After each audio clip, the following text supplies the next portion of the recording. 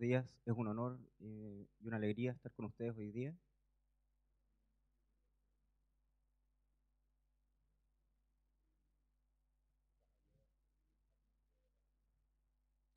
Quiero agradecer al señor Boris Vitanich por su invitación y al que habla por la traducción.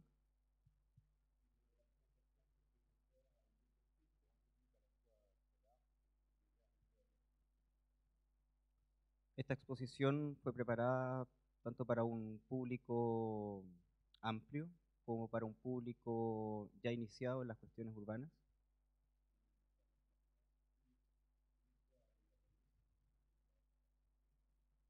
Va a poner el acento en los aspectos urbanos específicamente franceses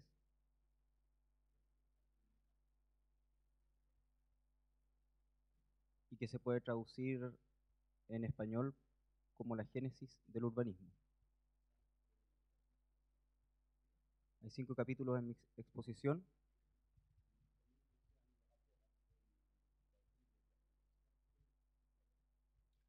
La primera parte de mi exposición se relaciona con la ciudad, la urbanidad y el proceso de urbanización.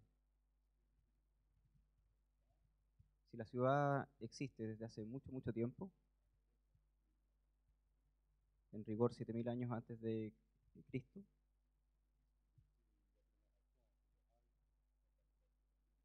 lo que subsiste de estas aglomeraciones en general está muchas veces en estado de ruina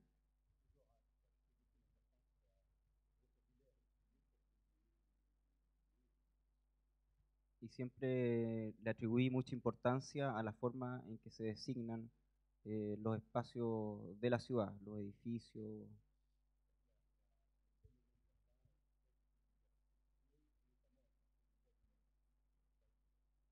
Hay que entender que las funciones urbanas están esencialmente diferenciadas por el peso demográfico de cada aglomeración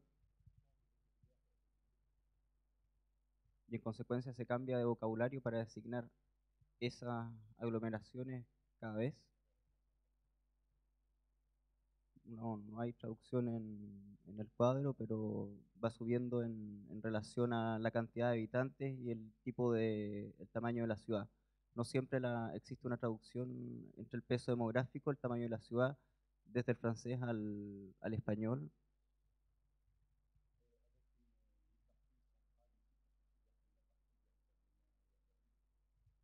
Se considera que los 50.000 habitantes que aparecen en la parte central del cuadro es lo que constituye realmente un núcleo urbano.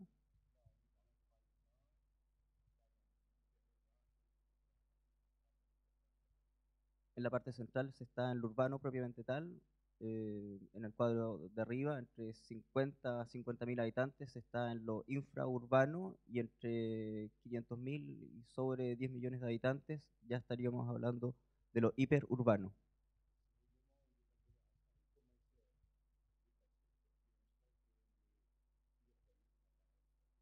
Es en el momento en que se sobrepasa el límite de los 50.000 habitantes en que se puede hablar del urbanismo propiamente tal.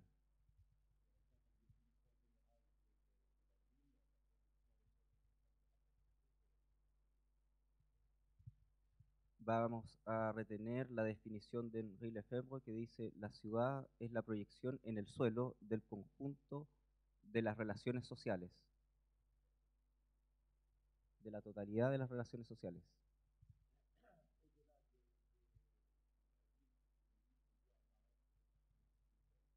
Más allá de la ciudad propiamente tal, aparecen nuevas configuraciones que se han llamado, entre otras, conurbación, metrópolis, megalópolis.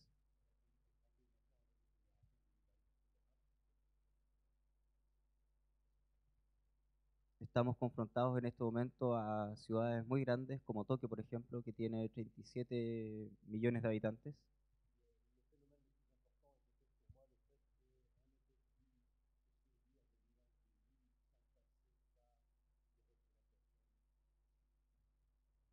Uno de los aspectos más importantes en la actualidad es que no se puede, la ciudad sobrepasa la imagen que uno tiene de cada centro urbano.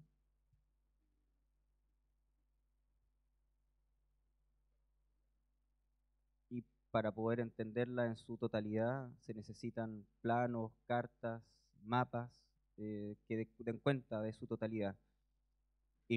Instrumentos de representación que escapan a la mayoría de los habitantes y las personas.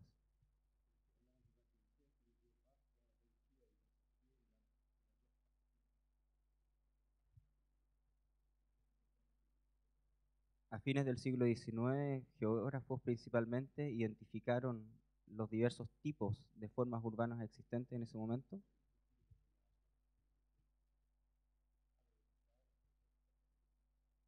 y desde entonces las ciudades se han desarrollado tanto de manera vertical como de manera horizontal.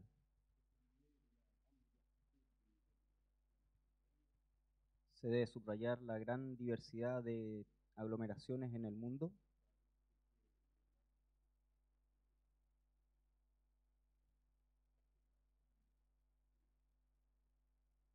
Tomó varios ejemplos donde la cartografía reúne ciertas condiciones además estéticas. Moscú, Teherán,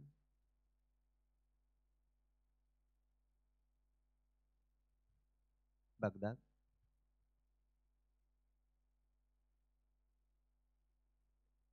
Bangkok,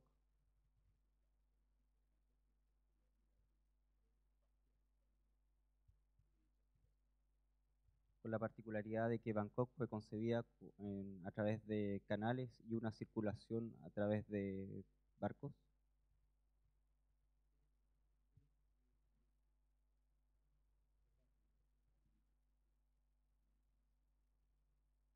lo que podemos concluir que el espacio urbano tiene múltiples configuraciones.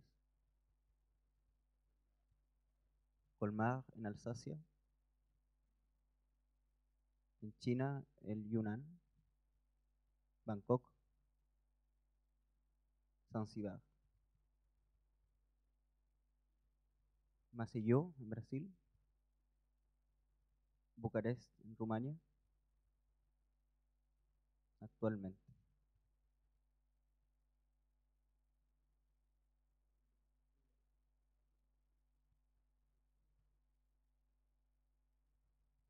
Esta diversidad arquitectónica y urbana necesita tanto respeto y entendimiento, comprensión,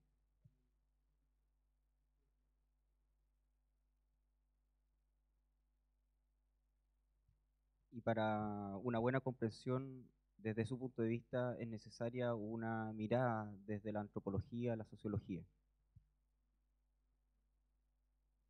A la izquierda Tokio y a la derecha Tetuán, en Marruecos.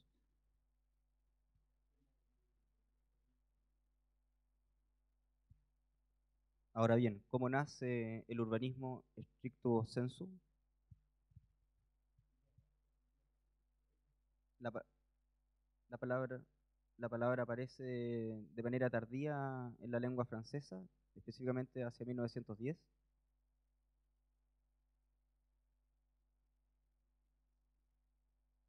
Va a dejar la diapositiva para que se pueda leer la traducción en español de lo que aparece en los textos.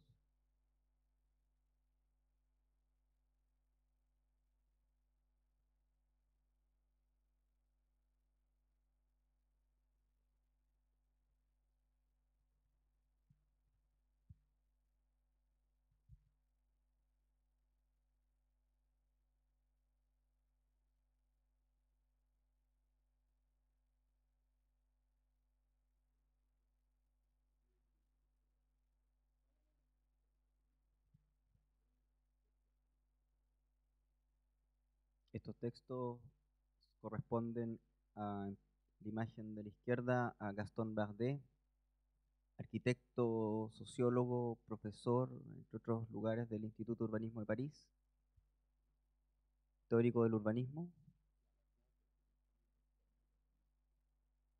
y a la derecha la definición de Pierre Lavedon, que es el se le considera uno de los primeros historiadores del urbanismo francés, y también profesor y director del Instituto de Urbanismo de París.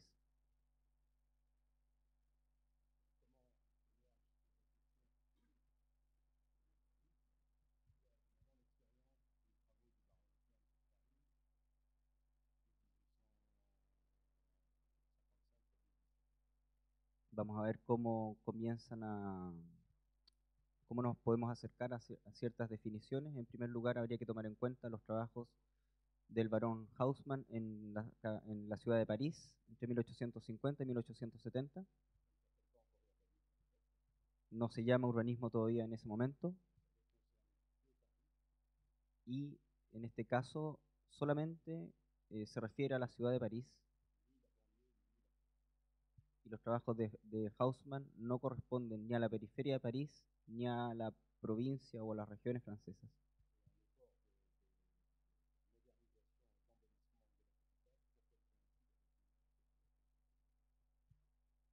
Son una serie de trabajos que se hacen específicamente en París para poder dar una imagen a la burguesía de sus propias representaciones en su ciudad capital, y que también simboliza su acceso al poder después de la Revolución Francesa.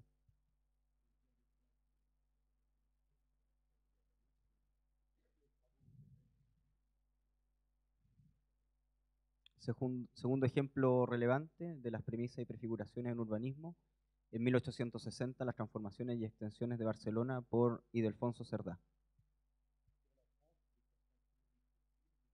De manera más precisa, en el caso de Francia, son problemas y la cuestión social lo que estimula la reflexión.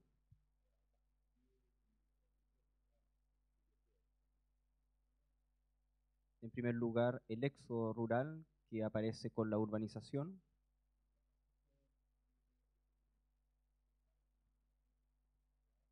la aparición de errantes y vagabundos en el territorio,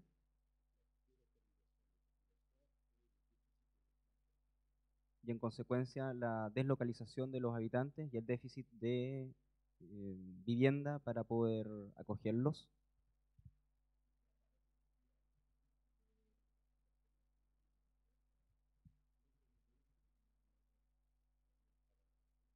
Eso hace aparecer una serie de personajes típicamente territoriales, eh, como las personas sin domicilio que erran en por el territorio.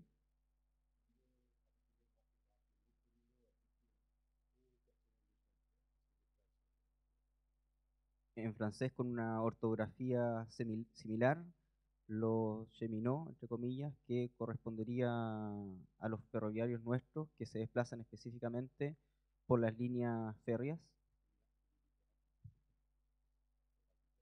Bueno, me corrigen acá, la ortografía es diferente, no similar.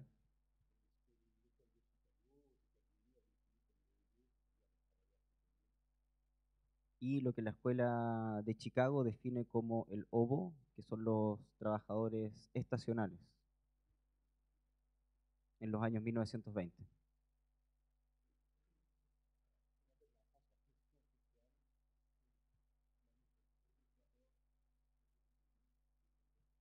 La cuestión social en Francia aparece fundamentalmente relacionada con las epidemias y las revueltas, que generalmente terminan en hecatombes y masacres, pero al mismo tiempo por barricadas y revoluciones que le dan un cierto ritmo a la historia francesa. Segundo tipo de problema importante, los problemas de circulación y el surgimiento de tugurios, o lo que se puede llamar también hábitat insalubre.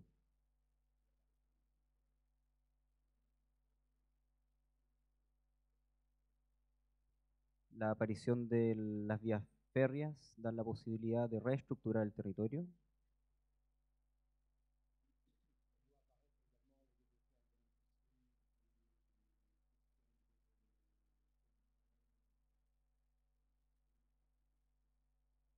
Al mismo tiempo aparece la industria y por lo tanto todos los problemas asociados a ella, como la incomodidad, la insalubridad.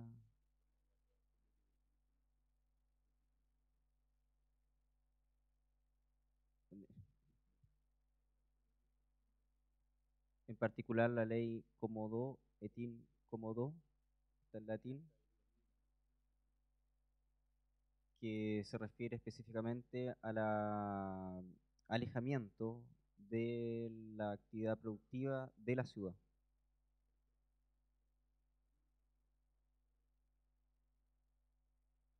Las imágenes corresponden a la periferia y a lo de arriba y lo de abajo al proceso de embellecimiento de la ciudad.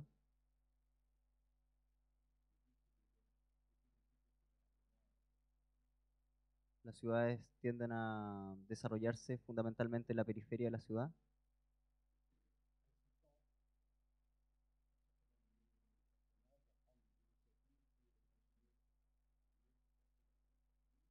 incitando a diversas personalidades y autoridades a tomar en cuenta otras formas de organizar la ciudad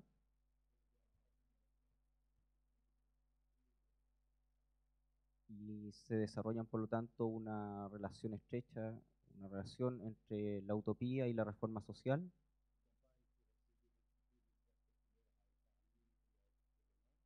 una campaña para poder estimular a la población para que ahorre y sea previsora de su futuro. Y todo eso relacionado con un aspecto muy importante que tiene que ver con el salario,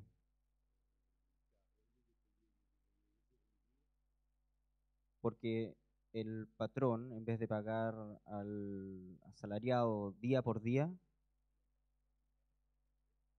semana por semana o cada 15 días, se va a pasar a un régimen mensual como es actualmente,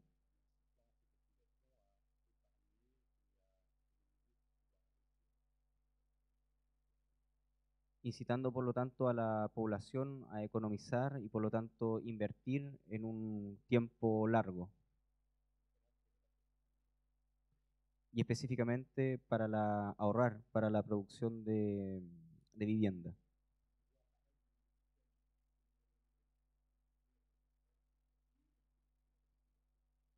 Aparecen toda una serie de tipos de protección social, cajas de ahorro, mutuales,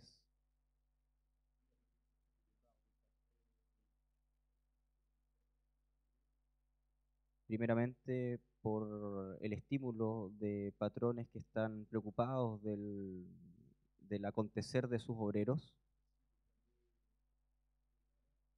En la imagen, Godin, que es fabricante de estufas para calentarse,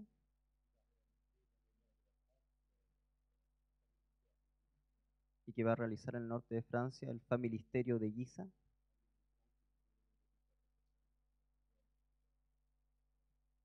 uno de los ejemplos de hábitat paternalista que se ve en la imagen superior izquierda, declarado actualmente monumento histórico.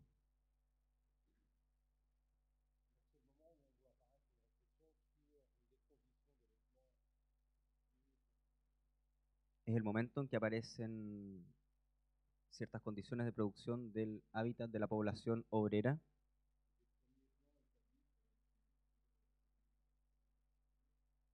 y los primeros planos que se intenta diseñar un hábitat correcto para los obreros. El ejemplo arriba a la derecha de viviendas de obrero,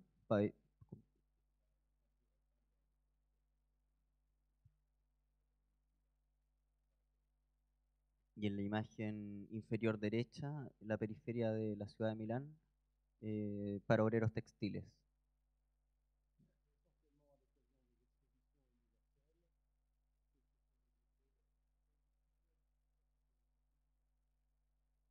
Es a partir de las exposiciones universales donde se desarrolla una reflexión sobre las tipologías del hábitat obrero,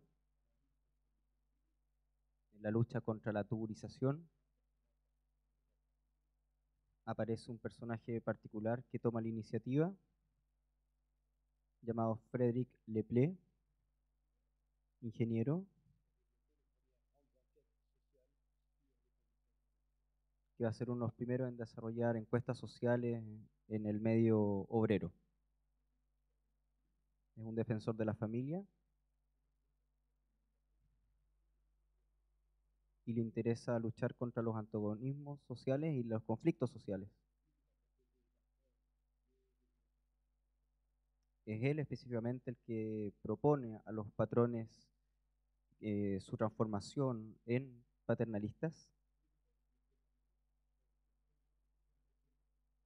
y va a ser él que va a desarrollar en las exposiciones universales una sección de economía social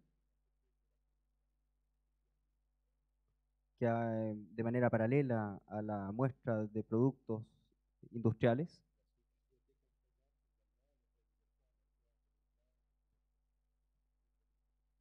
va a esperar, va a solicitar que se expongan también los avances en materia de hábitat obrero.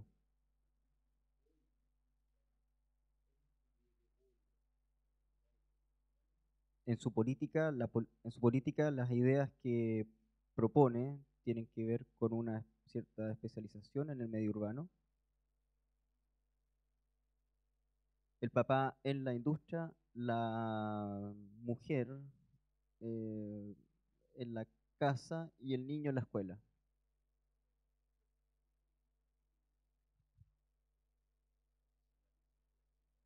Se trata de una política tradicional y reaccionaria,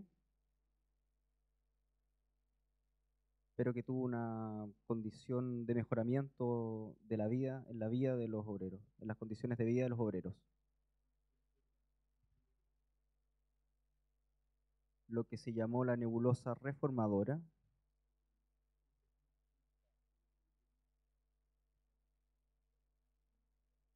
es una iniciativa de los intelectuales de fines del siglo XIX, franceses,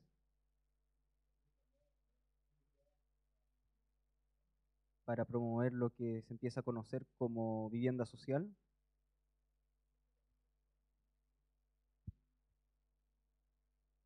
que se llama habitaciones baratas, literalmente, entre 1889 y 1950,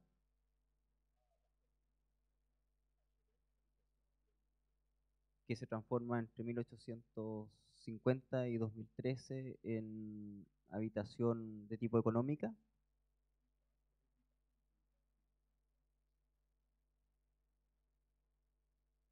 Va a ser característica del paisaje, por ejemplo, de París, como la muestra la imagen cerca de la Plaza d'Italie en la ciudad de París.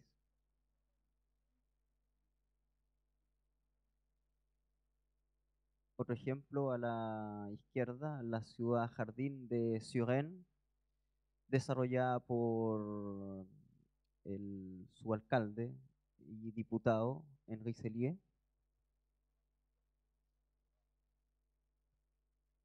Se encuentra en la periferia de París y es uno de los escasos ejemplos de ciudad jardín en Francia, en ese momento.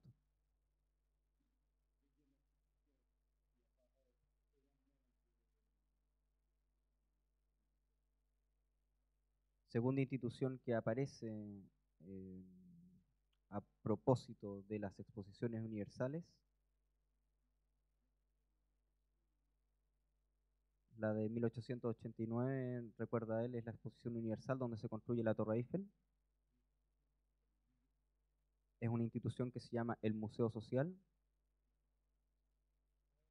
y aparece en 1894.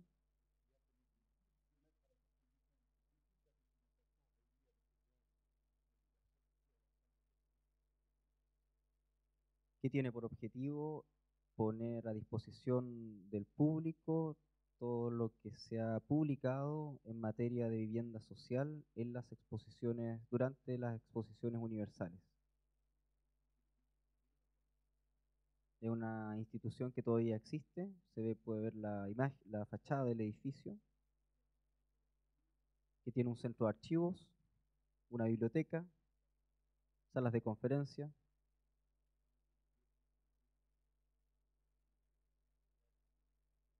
lugar privilegiado para la investigación sobre las cuestiones sociales en general y específicamente sobre la vivienda obrera en particular.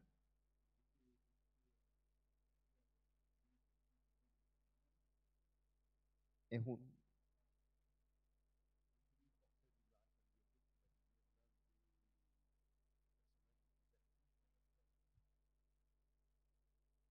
bueno, en la imagen se puede ver a la derecha, en la parte inferior, el Comte de Champagne, que es el que bajo su iniciativa se construye el Museo Social, y a la izquierda el general Lyoté, que va a desarrollar una política, por decirlo así, de desarrollo urbano en el norte de África.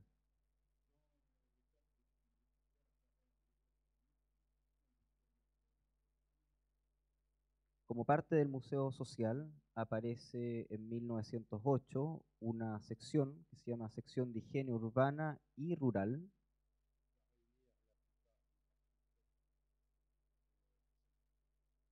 que va a reunir a la mayor parte de los arquitectos que en ese momento se interesan en la cuestión,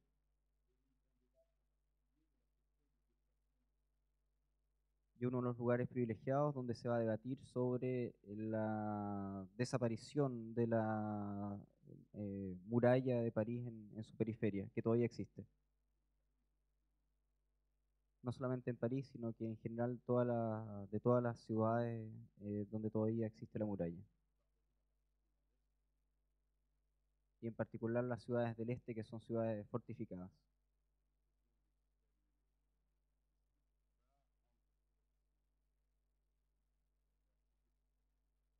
El sistema de balística, al cambiar, va a generar un sistema defensivo diferente.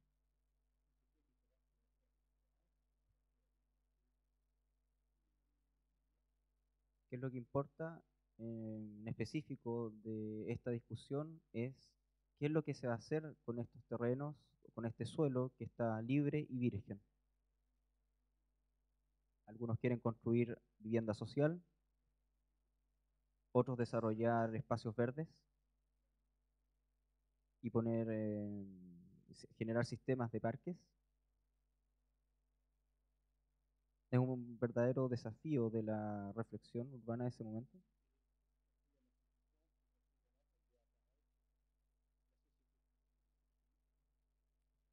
Tercera institución, la Sociedad Francesa de Urbanismo, de Urbanistas.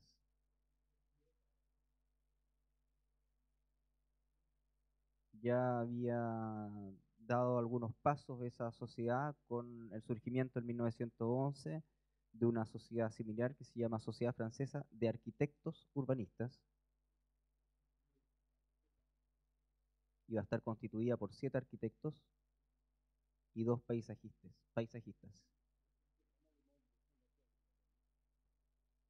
Los que aparecen ahí en la diapositiva se les puede considerar los verdaderos fundadores de la disciplina en Francia. Casi la mayoría son becarios de la Vida Medici en Roma para pasar el concurso Grand Prix de Roma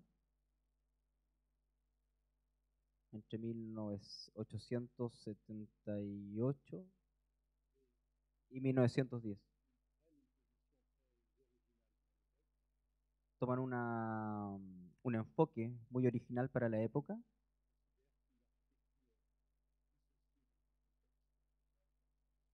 considerando que una arquitectura que está disociada de su contexto no tiene ninguna lógica.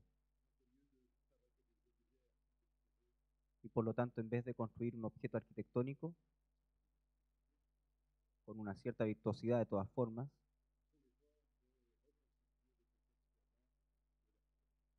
hacen el esfuerzo de reconstituir el entorno urbano de sus proyectos.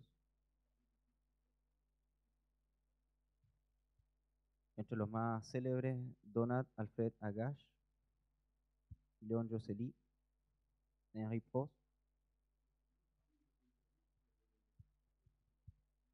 y entre los paisajistas, Jean-Claude Nicolas Forestier, ingeniero politécnico e ingeniero forestal, que se va a caracterizar por su planificación en América y diseño urbano más bien en América Latina.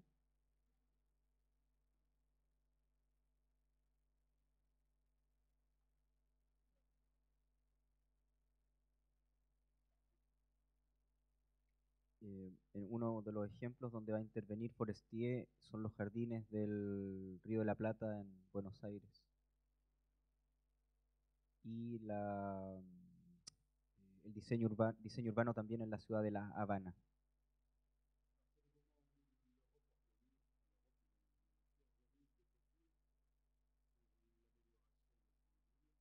Es el momento en Europa donde se organizan grandes concursos para las ciudades. Muchos de estos arquitectos franceses van a ganar los concursos, como por ejemplo León Josselí, el concurso para la extensión de Barcelona en 1905, parcialmente realizado, eh, y es la primera actualización del Plan de Cerdá.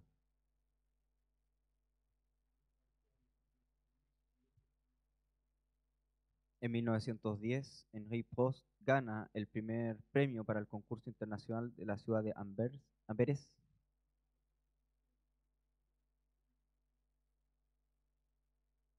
En la imagen superior derecha es la imagen de Santa Sofía, que consiste en la reconstitución que él realiza como becario en Roma.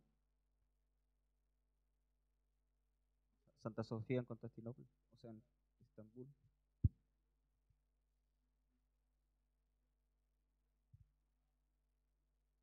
El concurso que gana Donald Alfred Agash para la ciudad de Jazz Canberra, la capital de Australia, en 1912. Es además el secretario general del Museo Social y secretario de la Sociedad Francesa de Urbanistas.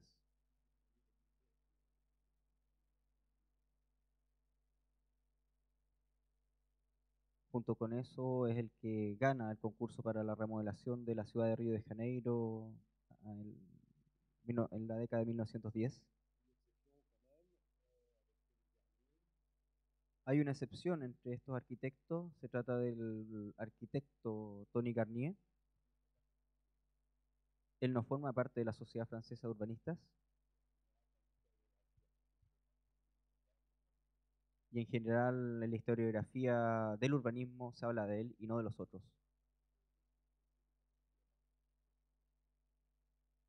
Uno de los aspectos que a él le interesa es tratar de rectificar esta suerte de error de la historiografía. A pesar de que el dibujo es muy bonito, está en lo que se considera la utopía.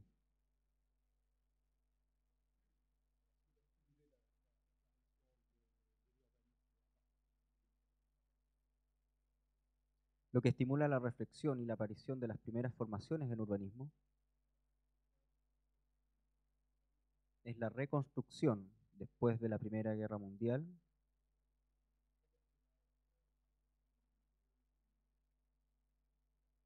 Hay tres personajes que están relacionados a la formación de los urbanistas. Marcel Poet, que es archivista paleógrafo, historiador de París. Bibliotecario en la Biblioteca Histórica de la Ciudad de París. Y que a partir de 1903 va a comenzar una serie de conferencias sobre la historia de la ciudad de París.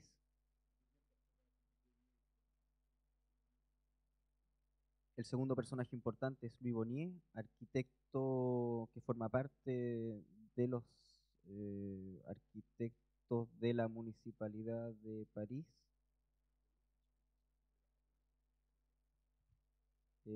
Es arquitecto que verifica la reglamentación en la ciudad de París. Profesor en la Escuela de Bellas Artes.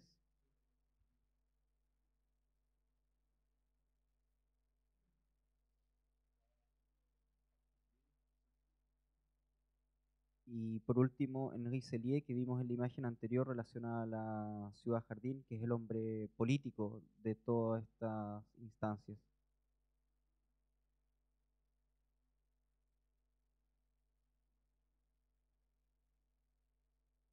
Va a ser además ministro de Salud durante el gobierno del Frente Popular de Léon Blum en Francia, en 1938. En 1919 aparece la primera ley de urbanismo francés, llamada Ley Cornudet, que lleva el nombre de uno de los diputados que forma parte también del Museo Social, y que considera fundamentalmente el establecimiento de los planes de reordenamiento, embellecimiento y de extensión.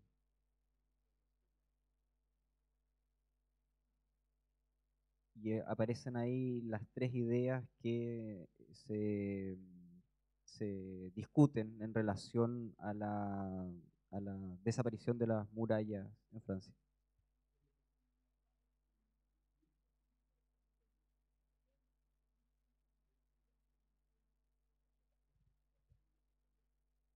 Aparecen ahí toda la serie de instituciones donde se enseña urbanismo de 1918 a 1972, eh, atravesadas fundamentalmente por el Instituto de Urbanismo de la Universidad de París,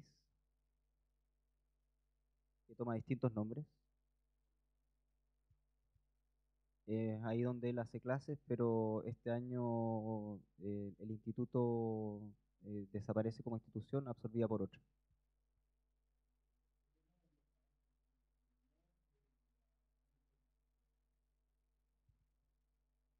Aparecen además los primeros tratados de urbanismo y las primeras revistas, en particular La Vida Urbana, que es la primera revista de urbanismo francesa,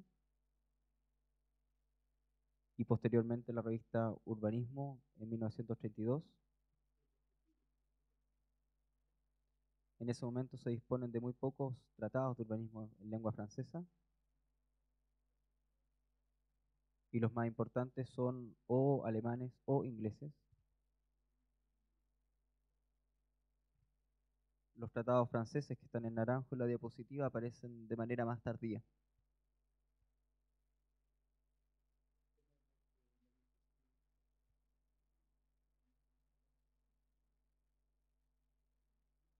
¿Cómo se constituyen entonces las primeras competencias en urbanismo? Hay una primera corriente que se llama el arte urbano, que él tiene que lo considera más bien arquitectura y no urbanismo, en la medida que hay una propensión de los arquitectos a dibujarlo todo,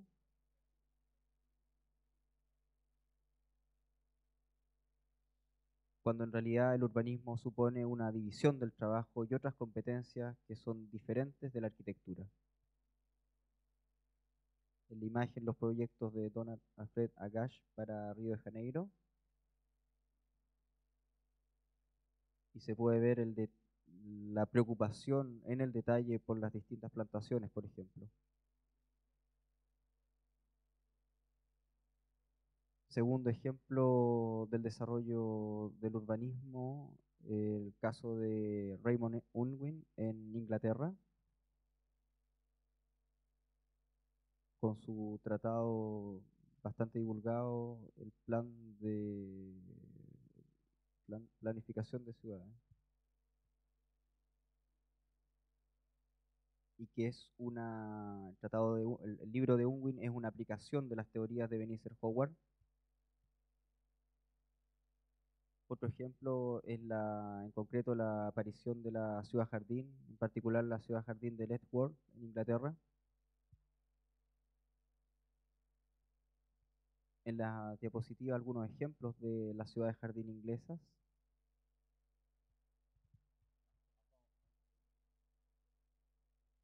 que en Francia no funciona como sistema de planificación.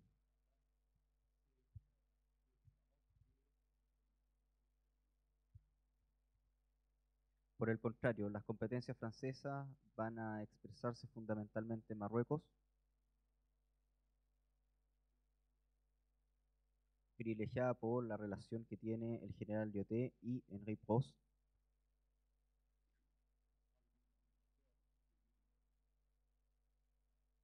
En el caso de Henri Prost, va a ser quien va a modernizar las principales ciudades de Marruecos. Se pueden ver los planos establecidos ahí en la diapositiva anterior para Rabat. Va a tener un equipo de colaboradores que tienen distinto perfil. Uno de los ejemplos de esos colaboradores es John Raymond, ingeniero civil y urbanista, diplomado del Instituto de Urbanismo de la Universidad de París.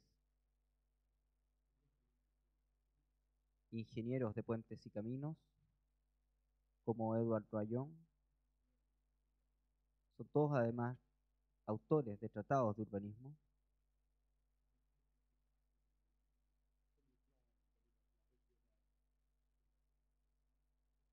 Al mismo tiempo, Henri Post va a ser el responsable de la primera planificación regional en Francia, en la década del 20, de 1930,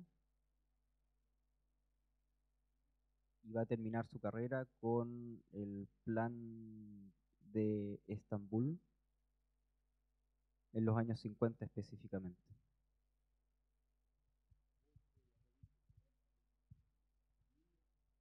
Otro urbanista importante es René Donget y su familia, geómetra experto. En la imagen se puede ver el plan de la ciudad de Oran y autor de un curso de urbanismo.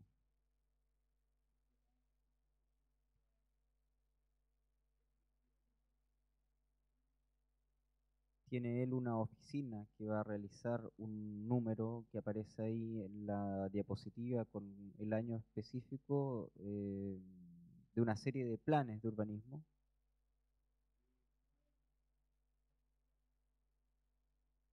entre los que se pueden mencionar la ciudad de Alger, Oran, Alepo, Beirut, Antioquía, Damas, Trípoli y ciudades francesas.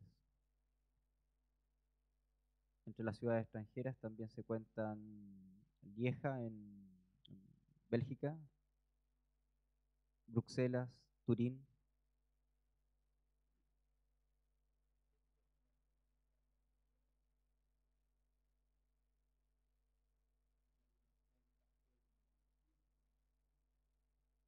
Otro arquitecto relevante es Jacques Revert, que va a realizar planes en la ciudad de Filadelfia, la planificación de Marsella en 1933 y la capital de Canadá, Ottawa. También va a ser profesor en el Instituto de Urbanismo.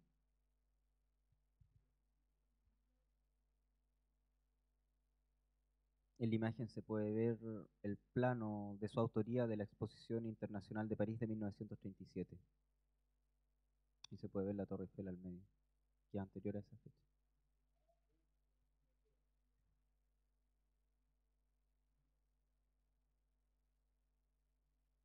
Otro urbanista importante es Ernest Fad, que se va a caracterizar en este caso por sus intervenciones en Indochina.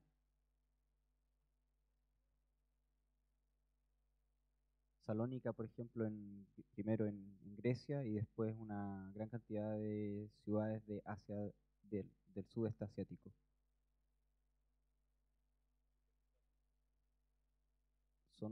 Se trata de ciudades que son capitales de las principales ciudades eh, del sudeste asiático.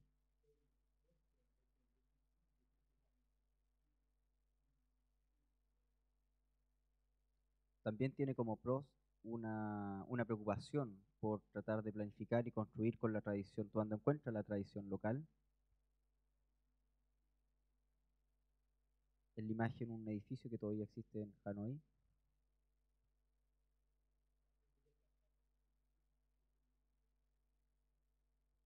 en lo que tiene relación con las teorías y doctrinas urbanísticas.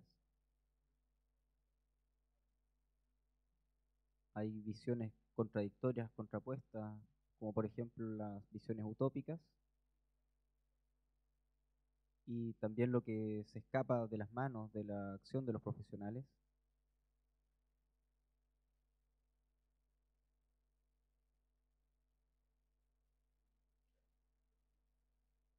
Bueno, distintas imágenes de proyectos un poco futuristas de un arquitecto francés, a la derecha lo que los habitantes realizan y entre los dos la imagen inferior central.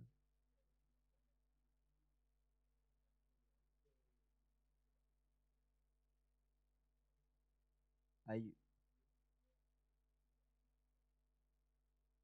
hay una situación intermedia que tiene que ver con el respeto de con las características de los sitios, pero también otra posición es querer de hacer del pasado tabla rasa,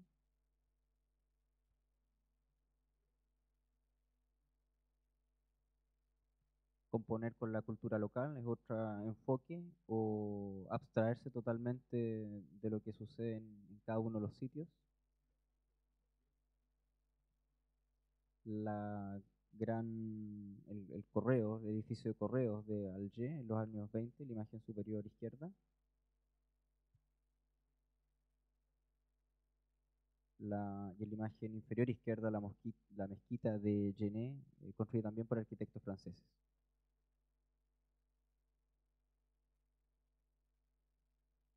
En las imágenes de la derecha, lo que proponen grandes oficinas de arquitectos norteamericanos y británicos en los países árabes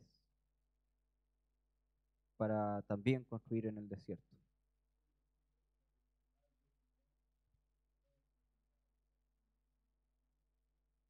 Se oponen en el plano de las doctrinas dos tipos de corriente. Una que se llama culturalismo,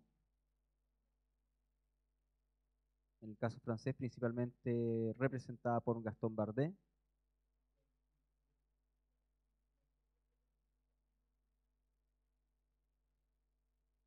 Ahí en la imagen del plano se puede ver lo que trabajos que le hacía hacer a sus estudiantes de manera de ir identificando casa por casa las actividades que había en el lugar.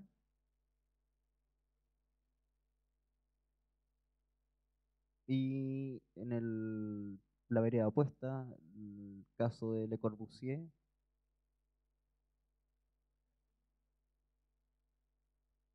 y bueno, forma parte de las discusiones entre los dos, formaba parte también el envío de cartas, y hay todo un epistolario donde se mandaban eh, epítetos más bien fuertes e injuriosos entre los dos.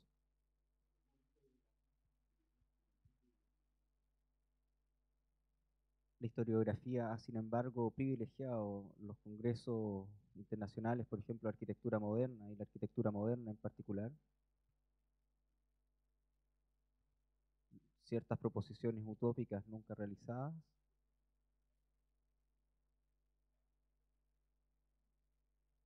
y se ha centrado en ese tipo de representaciones muchas veces más que lo que han hecho arquitectos de manera y urbanistas de manera más bien anónima.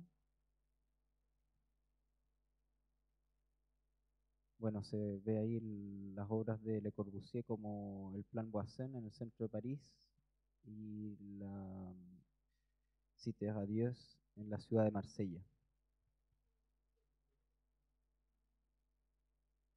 Hay que considerar que en los últimos años los procesos y procedimientos y metodologías en urbanismo han variado en los últimos años.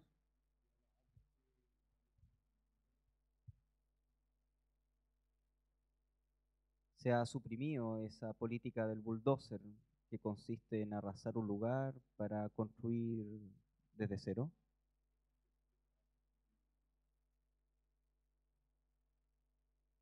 en beneficio de una política de construcción en sitios desocupados, sitios vacíos, y que es una política más, entre comillas, suave, una rehabilitación suave, literalmente.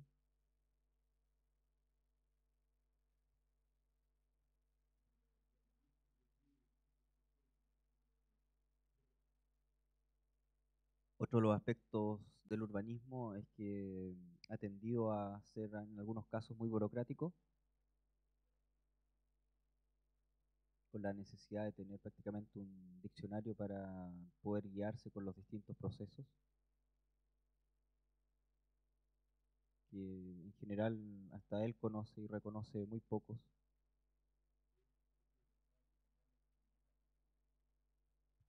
Y de manera opuesta, lo que tiene que ver con la participación de los habitantes, que devienen cada vez más importantes.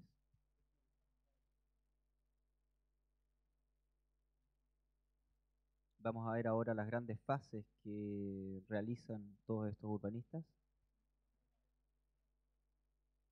En primer lugar, la reconstrucción después de la Primera Guerra Mundial y la puesta a punto, puesta en obra de los planes la planificación, embellecimiento y extensión de las ciudades entre 1919 y 1943, que tienden a funcionar mal principalmente por razones económicas y de financiamiento. Incluso el plan del Gran París está en discusión en este momento.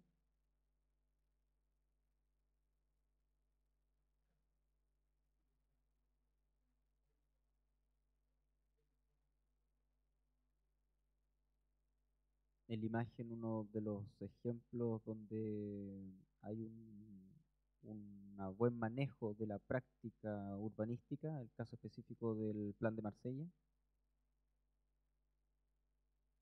y no dejan de ser interesantes también los planes que establece para Ottawa.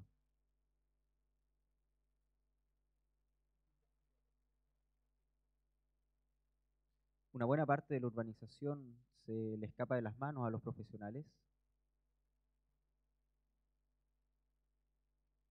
y eso quedó en evidencia con el surgimiento de toda una periferia eh, tugurizada en París, y eso ha condenado a los urbanistas, incluso hoy día, a tener que planificar, continuar planificando y diseñando toda esa periferia.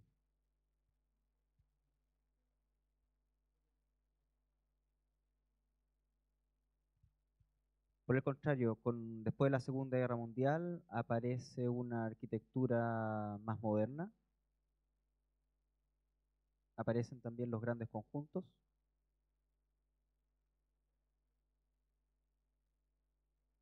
y se puede constatar que actualmente esos grandes conjuntos generan más problemas de los que intentaron resolver en su época. Y por otra parte, una gran parte de la población que tiene tendencia y preferencia por el tipo de vivienda unifamiliar.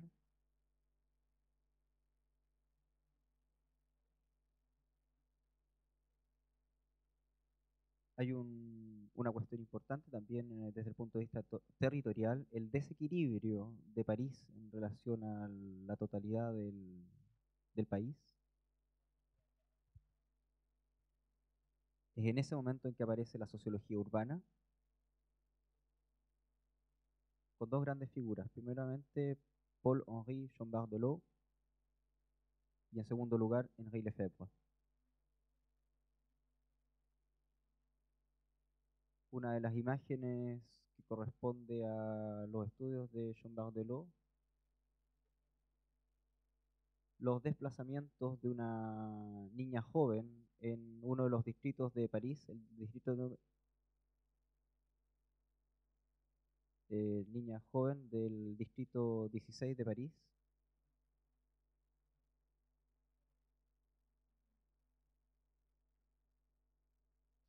y se puede ver que lo que está en negro, la distribución de sus desplazamientos corresponde a una configuración que puede ser completamente distinta a una joven en otro, habitando otro distrito de París.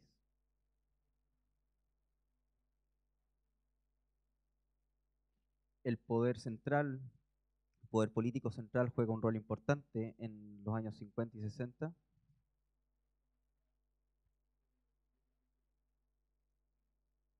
Eso incluye un plan para modernizar Argelia en los años 58-62, que al fin de la guerra de Argelia va a ser evidentemente abandonado.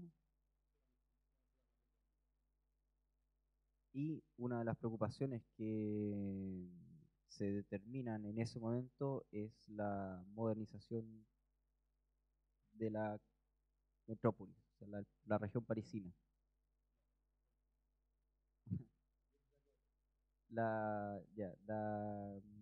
Se trasladan los esfuerzos de urbanización hacia el territorio francés en general, dejando afuera las colonias. Aparecen las ciudades nuevas de la región parisina y en las provincias.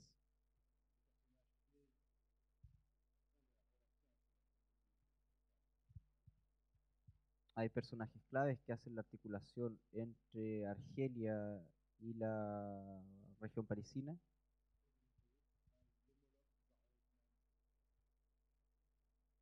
Paul de Louvrier, que va a ser una especie de figura similar al Haussmann. De Louvrier va a estar asociado a Charles de Gaulle.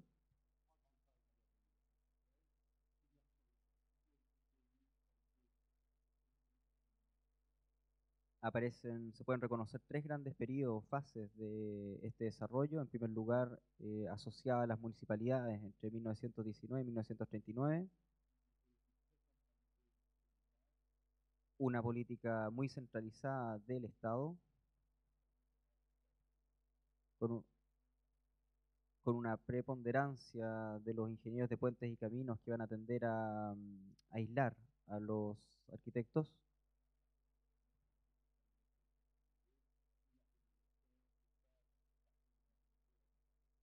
y con la aparición de la ley de descentralización en los años 80, la asociación entre el Estado y las colectividades territoriales y los habitantes.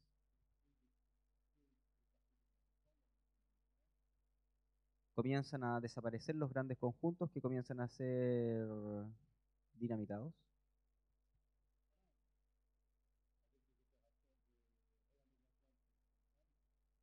con operaciones de rehabilitación de esos grandes conjuntos,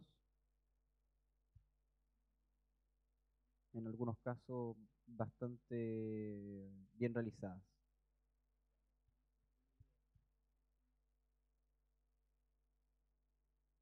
Siempre existe esa suerte de oposición entre tejer un poco con el pasado o realizar cosas más bien nuevas. Uno de los aspectos que a él le preocupa es la aparición de las torres, la locura de las alturas,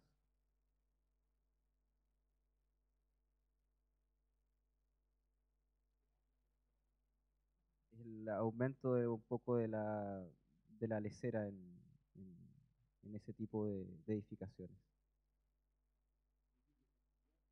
A modo de conclusión,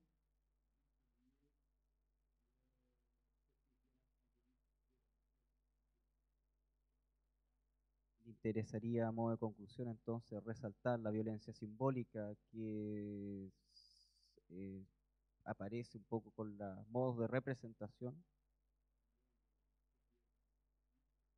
el mundo serial y repetitivo, y en algunos casos incluso inhumano.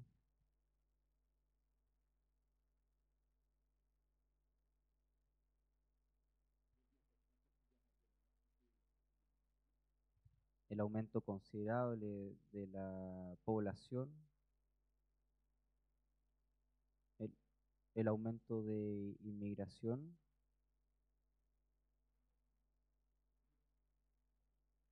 problemas de circulación y atochamiento. Bueno, ahí es un poco difícil hacer la traducción literal del urinario que aparece ahí, que en francés se le llama también pistola, como único instrumento de salud. para los que quedan atrapados los, en el tráfico.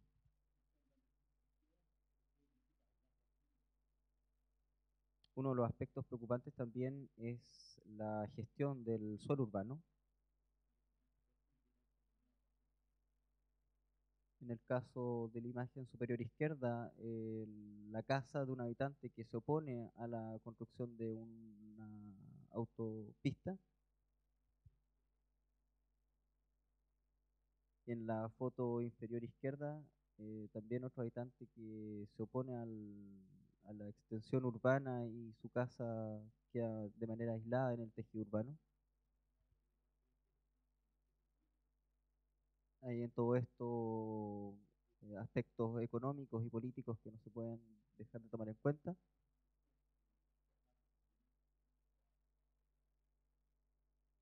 Hay todavía una cosa que falta aún por estudiar y es la relación entre urbanismo y corrupción.